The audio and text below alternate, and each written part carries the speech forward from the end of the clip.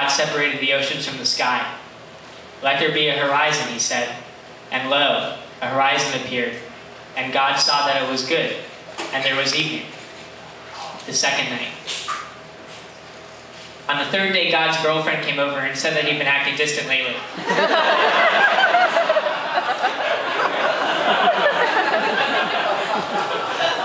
I'm sorry, God said. Things have been crazy this week at work. He smiled at her, but she did not smile back.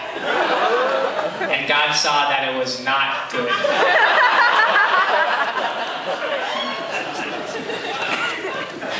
I never used to see you, she said. That's not true, God said. We went to the movies just last week. And she said, lo, that was last month. And there was evening.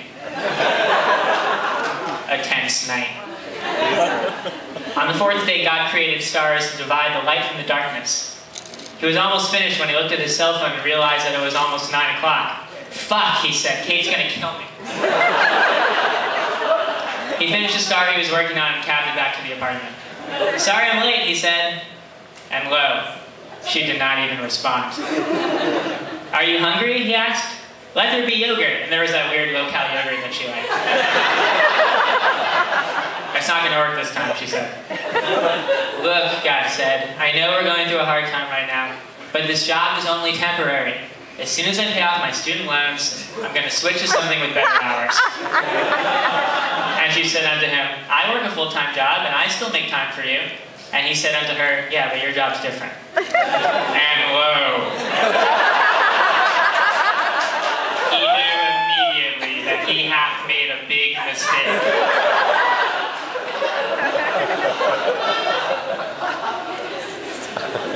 You think my job's less important than yours? She said. No, God said, of course not. I know how difficult it is to work in retail. I'm totally impressed by what you do. Today I had to talk to 14 buyers, she said, because it's Fashion Week, and I didn't get to eat lunch. That's so hard, God said. You work so hard. How would you know, she said. You never even ask about my day. You just talk about your work for hours and hours, like you're the center of the universe. Let there be a back room, God said, and he started giving her a back room. And she said unto him, can you please take the day off tomorrow? And he said unto her, I'm off Sunday. We can hang out Sunday. On the fifth day, God created fish and fowl to swim in the sea and fly through the air, each according to their kind. Then, to score some points, he closed the door to his office and called up Kate. I'm so happy to hear your voice, she said. I'm having the hardest day. Tell me all about it, God said.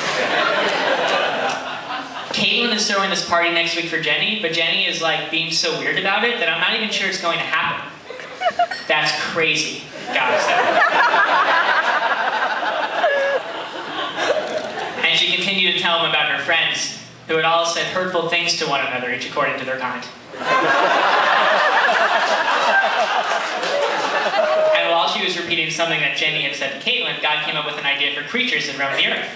He couldn't get off the phone, though, because Kate was still talking. So he covered the receiver and whispered, let there be elephants. And there were elephants, and God saw that they were good. But whoa, she had heard him create the elephants. I can't believe it, she said. You're not even listening to me. It's so obvious. You care more about your stupid planet thing than you do about me. God wanted to correct her. It wasn't just a planet he was creating. It was an entire universe. He knew, though, that it would be a bad idea to say something like that right now. Kate, he said, listen, I'm really sorry, okay? But she had already hung up on him. On the sixth day, God called in sick and surprised Kate at her store in Chelsea. She was in the back reading a magazine. What are you doing here? She asked. I blew off work, he said. I want to spend the day with you. Really? She said. Really, he said. And she smiled at him so brightly that he knew he had made the right decision. They bought some beers at a bodega and drank them on a bench in Prospect Park. And Kate introduced him to a game her friend Jenny had taught her called Would You Rather. I don't know if I want to play a game, God said. But she made him play anyway, and after a few rounds, he saw that it was good. They played all afternoon, laughing at each other's responses. When it got cold, God rubbed her shoulders and she kissed him on the neck. You know what I kind of want to do right now, Kate said? See a movie. And God laughed because it was exactly what he wanted to do. They decided to see The Muppets because they had heard that it was good. They had a great time, and when it was over, God paid for a cab so they wouldn't have to wait all night for the L train. I love you, Kate said as she nodded off in the back seat. I love you so much. I love you too, God said. And both of them saw that it was good. On the 7th day, God quit his job. He never finished Earth.